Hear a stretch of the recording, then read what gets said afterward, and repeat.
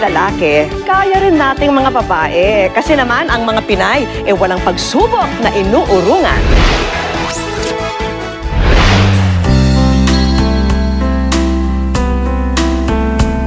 Maaga nagsisimula ang araw para sa 38 anyos sa si Nanay Jenny Falagar.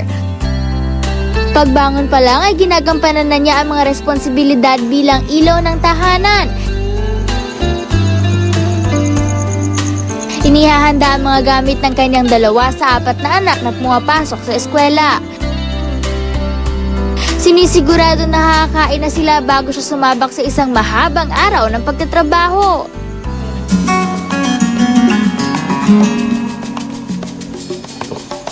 Madilim pa lang ay tumatahak na si Nanay Jenny para kunin ang ikinabubuhay niya bilang magtataho. Ako po ito buong Zamboanga del Norte. Pumunta po ako ng Maynila, 16 years old. Nagtrabaho po ako ng katulong, naging yaya ako ng matanda, naging assistant baker ako ng bakery, hanggang naging nag-asawa na ako. Hindi na ako nakauwi talaga sa amin. Sobrang tagal na dahil wala po talaga akong pamasahe.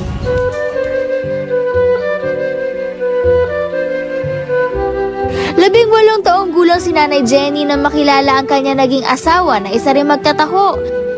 Ngunit hindi naging kasing tamis ng tahong kanilang inilalako ang kwento nila.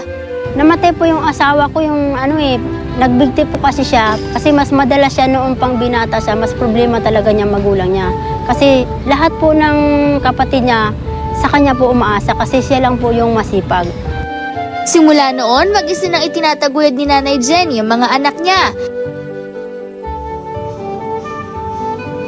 Dahil elementarya lang ang natapos, ito ang napiling trabaho ni Nanay Jenny.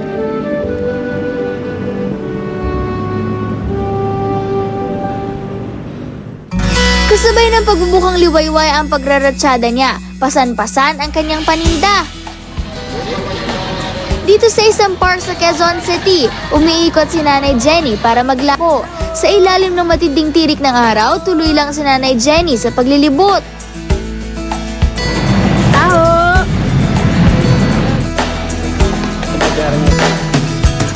Siguro isa siyang masipag na babae, mapagmahal sa pamilya, sa mga anak. Bihira sa isang ina yan na magtitinda ka ng tao, maglalako ka, pasan-pasan mo. Mahirap na gawain yun. Pagpasan ko po ng tao, pagtitinda ko, medyo talagang ang mahirap. Mahirap po sa mahirap din. Pero hindi kinaya ko para sa mga anak ko. Kasi wala talaga is tumutulong sa akin dito, wala.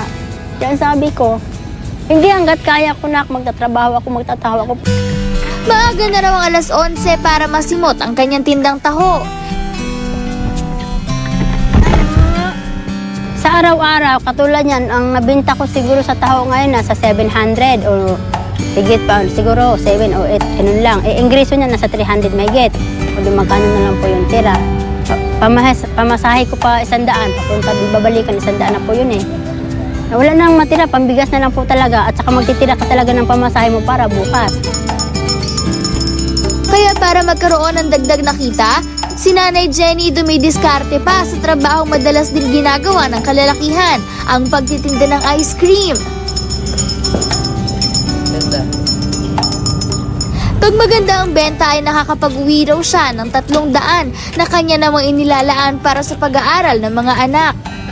Talagang tinataguyod ko na rin po na kahit ganitong hanap buhay na mabigat, sinisikap ko pa rin kasi para po sa mga anak. Mga anak ko, hinuhugutan ko ng lakas kasi bago ako lumabas, ang hinihingian ko ng lakas, Panginoon. Yun lang ang kasama ko araw-araw. Paminsan-minsan tumatanggap pa raw siya ng labada. Kaya naman ang kanyang mga anak laking pasasalamat sa kanya. Nakasikaso po kami, bawat pasok po namin nakasikaso po kami. Salamat po ako dahil kahit siya na lang po, binuhay niya po kami. Nakaparan niya po yung mga kapatid ko. Salamat po, Nanay Jenny. Ikaw ang supermom para sa amin. Mabigat man ang mga dinadaan ng pagsubok ni Nanay Jenny, gabundok man ang mga problemang kanyang hinaharap, naging matatag na ina at babae pa rin siya para sa kanyang mga anak. Itong hanap buhay kong pagtataho, kinararangal ko po ito at pinagmamalaki ko dahil dito po ako kumukuha ng pambuhay sa aking mga anak. Sa panahon ngayon, dahil sa hirap ng buhay, ang iba Panluloko at panggagansyo sa kapwa ang ginagawa para kumita ng pera. Pero kahanga-hanga ang mga katulad ni Nanay Jenny dahil pinili niya ang mahirap ngunit marangal na paraan ng pagtatrabaho. Wala man yaman ang pagiging tapat, masipag at mapagmahal na ina ang pamana na kanyang maipapasa sa kanyang mga anak.